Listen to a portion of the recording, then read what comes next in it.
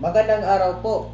Ako Ilobos na nanggagalak ang pag-usapan ang mahalagang issue ng mental health at paraan kung paano natin itong may palaganap at may papahayag ang tamang kaalaman tungkol dito. Sa panahon na yon, napakaraming tao ang nakaranas ng mental health issues. Kaya naman, mahalaga ang mapalaganap natin ang mga kamalayan tungkol sa mental health at matulungin ang mga tao sa may ganitong problema. Para mapalaganap ang kamalayan tungkol sa mental health, maaari nating gawin ang mga sumusunod. Una, magpagkalat ng impormasyon tungkol sa mental health sa pamamagitan ng social media, mga kumpanya, at iba pang pagpalaganap ng impormasyon. Kalawa, edukahan ang sarili at iba pang tao tungkol sa mental health. Maaaring nating basahin ang mga artikulo, manonood ng video, o di kaya kumuha ng online courses tungkol sa mental health.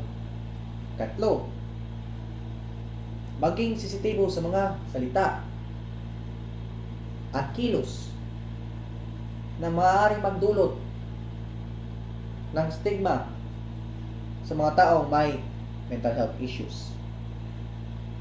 At ikaapat, mabigay ng suporta sa kanila. Maaaring nating makinig sa kanila, mamigay ng payo, o mag-refer sila ng professional na makakatulong sa kanila. Para naman makakatulong sa mga tao may mental health issues, maaari nating gawin sa mga sumusunod. Una, maging sensitibo sa kanila ang mga pangailangan at kanilang damdamin. Kalawa, dapat maging mapag-unawa at mapakita ng suporta sa kanila.